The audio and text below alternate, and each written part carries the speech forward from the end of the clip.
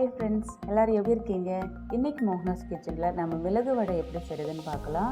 ஹனுமான் கோவிலில் தரக்கூடிய அந்த சுவையான மிளகு வடையை ரொம்ப சிம்பிளாக வீட்டிலேயே செய்யலாம். அது மட்டும் இல்லைங்க, இந்த மிளகு வடை ரொம்ப கிறிஸ்பியாக இருக்கிறதுனால எல்லா விதமான வெரைட்டி ரைஸ்க்கும் நம்ம சைட் டிஷ் யூஸ் பண்ணிக்கலாம். ஃப்ரெண்ட்ஸ், நீங்கள் இதை உங்கள் வீட்டில் ஒரு தடவை ட்ரை பண்ணி பாருங்கள். கண்டிப்பாக உங்கள் வீட்டில் இருக்கிற எல்லாருக்குமே ரொம்ப பிடிக்கும். இந்த வடையை நம்ம 2லேருந்து 3 நாள் வரைக்கும் வச்சு சாப்பிட்லாம், கெட்டு போகாது. இந்த சுவையான மிளகு வடை செய்கிறதுக்கு வீடியோக்குள்ளே போகலாம் வாங்க.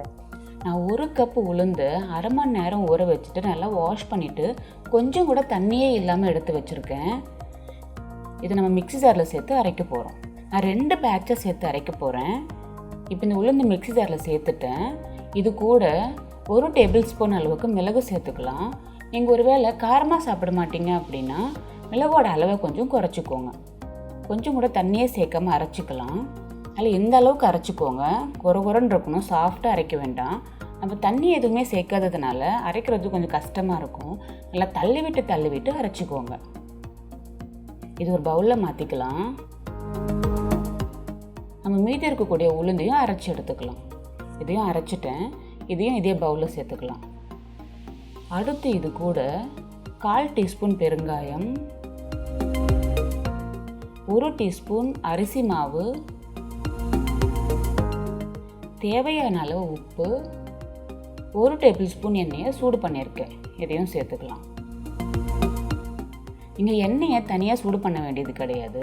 நம்ம வடையை பொரிக்கிறதுக்காக சூடு பண்ணுவோம் இல்லையா, அதிலிருந்து 1 டேபிள் ஸ்பூன் அளவுக்கு எடுத்து சேர்த்துக்கோங்க. இது எல்லாத்தையும் நல்லா பிசைஞ்சிக்கலாம்.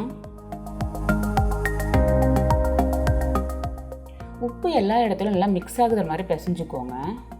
அடுத்து நம்ம வடையை தட்டுறதுக்காக ஒரு பிளாஸ்டிக் ஷீட்டு போட்டு வச்சுருக்கேன்.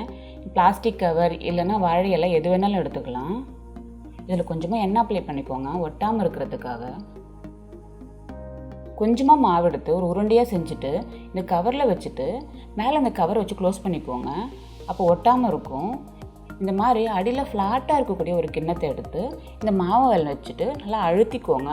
அப்போ வடை வந்து உங்களுக்கு நல்லா ஷேப்பாக கிடைக்கும். மேலே இருக்கக்கூடிய கவரை எடுத்துட்டு நடுவில் சின்ன ஓட்டை செஞ்சுக்கோங்க. தேவைப்பட்டால் ஓரங்களை சரி செஞ்சுக்கோங்க. இப்போ வடையை பொரிக்கிறதுக்காக எண்ணெய் நல்லா சூடாகிடுச்சு. நம்ம தட்டி வச்சுருக்கக்கூடிய வடையை இதில் சேர்த்துடலாம். வடையை நல்லா மெலிசாக தட்டிக்கோங்க, கனமாக இருக்க வேண்டாம். கனமாக இருந்துச்சு அப்படின்னா மொறுன்னு இருக்காது. நல்ல மீடியம் ஃப்ளேமில் வச்சு பொரிச்சுக்கோங்க. ஹை ஃப்ளேமில் இருந்ததுன்னா வடை சீக்கிரமாக கருகிடும், ஆனால் உள்ளே வேகாது. ஒரு பக்கம் பொரிஞ்ச உடனே அடுத்த பக்கம் திருப்பிக்கோங்க. 2 பக்கமும் லைட் ப்ரௌன் ஆகிற வரைக்கும் பொரிச்சுக்கோங்க. இப்போ 2 பக்கமும் நல்லா பொரிஞ்சிடுச்சு. நல்லா இந்த அளவுக்கு இருக்கணும். இதை எடுத்துடலாம். மாவு கரெக்டான பதத்தில் இருக்கிறதுனால கொஞ்சம் கூட உடஞ்சி எண்ணெயில் போகாமல் அழகாக வறுத்து பாருங்கள். இப்போ பாருங்கள், எல்லா வடையுமே பொரிச்சிட்டேன். அவ்வளோதாங்க, ரொம்ப டேஸ்டியான நம்முடைய மிளகு வடை ரெடி ஆகிடுச்சு. அடுத்து நம்ம சர்வ் பண்ண வேண்டியது தான். நீங்களும் ஒரு தடவை வீட்டில் ட்ரை பண்ணி பார்த்துட்டு எப்படி இருந்துச்சுன்னு மறக்காமல் கமெண்ட்டில் சொல்லுங்கள். இந்த மாதிரி நிறைய வடை ரெசிபிஸை பார்க்க நம்முடைய சேனலை இது வரைக்கும் சப்ஸ்கிரைப் பண்ணாதவங்க சப்ஸ்கிரைப் பண்ணுங்கள். இந்த வீடியோவை எல்லாருமே பார்க்கணும்னு நினச்சிங்கன்னா உங்களுடைய ஃப்ரெண்ட்ஸுக்கும் ஷேர் பண்ணுங்கள். இன்னும் அடுத்த வீடியோ சந்திக்கிறேன். பாய்.